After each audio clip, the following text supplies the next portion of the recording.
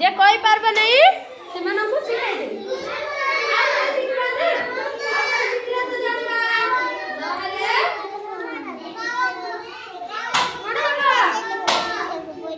कौन सी ऋतु विषय में जान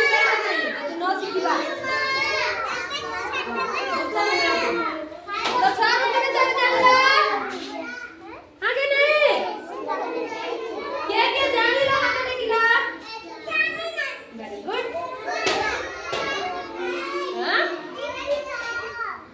आगे छोटा ऋतु विषय जानबा तापर ग्रीष्म ऋतु रे कोन हेकुआ का बेसी दोष खरा हो ग्रीष्म ऋतु रे कोन हो बेसी खरा हो वर्षा ऋतु रे वर्षा हो ग्रीष्म वर्षा